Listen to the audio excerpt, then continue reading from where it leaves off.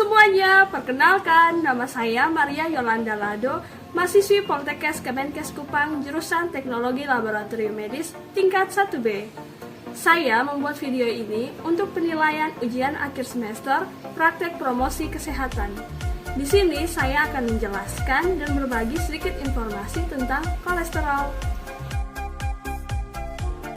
Kolesterol memang seringkali jadi penyebab berbagai gangguan di tubuh seperti penyakit jantung hingga tekanan darah tinggi, sehingga tidak heran jika kebanyakan orang menganggap kolesterol hanyalah komponen jahat yang merusak tubuh. Padahal, pada kenyataannya, kolesterol adalah komponen yang penting untuk tubuh. Dalam jumlah yang cukup, kolesterol akan membantu berbagai fungsi di tubuh agar dapat berjalan dengan baik. Kolesterol akan merugikan apabila jumlahnya sudah berlebihan. Sebenarnya, apa sih itu kolesterol? Kolesterol adalah komponen yang konsistensinya mirip seperti lemak atau lilin dan bisa ditemukan di semua sel di tubuh. Dalam jumlah yang cukup, kolesterol dibutuhkan oleh tubuh untuk memproduksi hormon, vitamin D, dan komponen lain yang digunakan untuk mencerna makanan. Tubuh kita secara alami sudah memproduksi kolesterol dengan sendirinya, sehingga tambahan kolesterol dari makanan sebenarnya tidak dibutuhkan.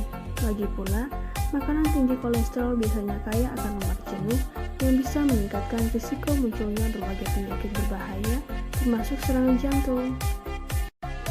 Kolesterol tidak selalu memberikan dampak buruk untuk tubuh, sebab kolesterol sendiri pun dibagi menjadi beberapa jenis. Yang pertama, low density lipoprotein atau LDL. LDL adalah jenis kolesterol yang selama ini kita kenal sebagai kolesterol jahat. LDL merupakan kolesterol yang bisa menumpuk di pembuluh darah, menyebabkan penyempitan pembuluh darah, dan meningkatkan risiko serangan jantung serta stroke.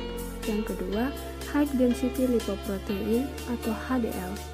HDL inilah yang sering disebut sebagai kolesterol baik, sehingga meski termasuk jenis kolesterol, semakin tinggi kadar HDL di dalam tubuh, maka semakin baik. HDL berfungsi untuk membawa LDL menjauhi pembuluh darah dan kembali ke hati. Di hati, kolesterol jahat ini akan dipecah dan dikeluarkan dari dalam tubuh. Meski begitu, HDL tidak akan sepenuhnya menghilangkan LDL. Hanya sepertiga atau seperempat kolesterol jahat yang akan dibawa oleh HDL. Apabila kadar kolesterol baik di tubuh kita mencukupi, maka kita bisa lebih terlindungi dari penyakit jantung dan stroke. Sementara itu, jika kadar kolesterol baik di tubuh kita rendah, maka risiko penyakit jantung akan meningkat. Yang ketiga, trigliserida. Trigliserida adalah jenis lemak yang paling umum di dalam tubuh. Trigliserida akan menyimpan kelebihan energi yang didapat dari makanan menjadi lemak di tubuh. Tingginya kadar trigliserida ditambah dengan LDL yang tinggi dan HDL yang rendah akan membuat pembuluh darah penuh dengan lemak, sehingga risiko penyakit jantung dan stroke pun meningkat. Nah, pasti banyak kan yang belum mengetahui berapa sih kadar gejala kolesterol tinggi? Menurut riset dari Direktorat Pencegahan dan Pengendalian Penyakit Tidak Menular atau P2PTN Kemenkes RI, kolesterol normal yang baik tidak lebih dari 200 mg per dl. Dan untuk kadar kolesterol total, gabungan antara kolesterol baik, kolesterol jahat, dan trigliserida yang menyentuh angka 200-239 mg per dl sudah termasuk kategori agak tinggi loh. Sedangkan untuk kadar kolesterol yang dinilai tinggi, bila kadar kolesterol kita mencapai lebih dari 249 mg per dl, pemeriksaan kadar kolesterol sebaiknya dilakukan oleh kita selama 5 tahun sekali sejak usia 20 tahun. Bahkan, pemeriksaan kadar kolesterol perlu lebih rutin dilakukan bagi kita penderita obesitas atau tekanan darah tinggi yang berusia di atas 45 tahun untuk pria dan wanita berusia 65 tahun ke atas. Pasti ada beberapa dari kalian yang belum mengetahui atau memahami gejala kolesterol tinggi kan? Yuk simak penjelasannya lagi. Pada dasarnya, kolesterol tinggi tidak memiliki gejala. Namun, ada beberapa hal yang bisa jadi penanda kolesterol tinggi, yaitu yang pertama, Nyeri dada. Nyeri dada menjadi pertanda bahwa kadar LDL kita tinggi. Tingginya kadar LDL di dalam darah bisa meningkatkan risiko terserang penyakit jantung dan stroke. Hal ini disebabkan karena LDL berperan pada terbentuknya plak pada pembuluh darah atau yang biasa disebut dengan aterosklerosis. Plak tersebut bisa menyumbat pembuluh darah jantung dan menyebabkan peredaran darah ke seluruh tubuh menjadi terganggu. Nyeri dada bisa terjadi karena sel darah merah yang kaya oksigen tidak cukup pasokannya, sehingga jantung bekerja lebih keras lagi untuk menjaga tubuh agar terpasok dengan nutrisi yang dibutuhkan. Yang kedua, nyeri di tengkuk. Nyeri pada leher bisa menjadi pertanda gejala kolesterol naik. Hal ini dikarenakan terjadi penumpukan lemak pada pembuluh darah leher, sehingga peredaran darah menjadi tidak lancar gara-gara tumpukan lemak berubah menjadi plak yang mempersempit pembuluh darah di leher. Yang ketiga, sering kesemutan. Sering mengalami tangan kebas atau kesemutan adalah ciri-ciri kolesterol tinggi.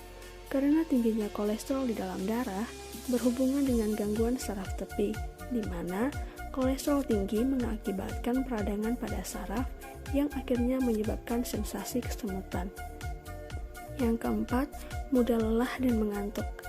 Kadar kolesterol yang tinggi mengakibatkan menyempitnya pembuluh darah ke otak, sehingga otak kurang mendapatkan asupan sel darah merah dan oksigen yang menyebabkan kita menjadi mudah lelah dan mengantuk. Walaupun penyakit kolesterol tinggi seringkali tidak menunjukkan gejala yang khas, tetapi keempat ciri-ciri di atas dapat menjadi pertanda bahwa kita sedang mengalami gejala kolesterol. Kolesterol tinggi juga bisa disebabkan oleh beberapa hal. Yang pertama, kebiasaan mengonsumsi makanan tidak sehat seperti makanan yang memiliki kadar lemak jenuh yang tinggi. Contohnya seperti kuning telur, mentega, keju, dan santan. Yang kedua, kurang berolahraga atau beraktivitas. Yang ketiga, adanya kebiasaan merokok. Yang keempat, terlalu banyak mengonsumsi minuman beralkohol. Yang kelima, obesitas. Yang keenam, memiliki penyakit tertentu seperti hipertensi dan diabetes. Yang ketujuh, pertambahan usia. Kondisi lain yang dapat meningkatkan kadar kolesterol adalah faktor genetik atau faktor keturunan yang diturunkan dalam keluarga yang biasa disebut dengan familial hiperkolesterolemia yang dapat menyebabkan kolesterol tinggi pada seseorang. Setelah kita mengetahui penyebab-penyebab kolesterol tinggi, selanjutnya kita harus melakukan langkah pencegahan agar kita terhindar dari penyakit kolesterol. Ayo kita simak penjelasannya. Pencegahan kolesterol tinggi yang pertama yaitu dengan menerapkan pola makan sehat. Menerapkan pola makan sehat seperti membatasi konsumsi makanan yang mengandung kolesterol dan hindari konsumsi minuman beralkohol, serta memperbanyak makan sayur, buah-buahan, dan ikan. Yang kedua, menurunkan berat badan berlebihan. Dengan menurunkan berat badan, kadar kolesterol total juga dapat menurun. Yang ketiga, berolahraga secara teratur. Aktivitas fisik dapat memperbaiki kadar kolesterol dalam tubuh. Usahakan untuk berolahraga selama 30-60 menit tiap hari. Misalnya jogging, lari, bersepeda, atau berenang. Dan yang keempat, menghentikan kebiasaan merokok. Merokok dapat meningkatkan risiko penyakit jantung koroner dan mempercepat penumpukan plak dalam arteri. Sekian penjelasan singkat tentang kolesterol yang dapat saya berikan. Semoga dapat bermanfaat untuk kita semua ya. Sampai jumpa lagi di video yang lainnya.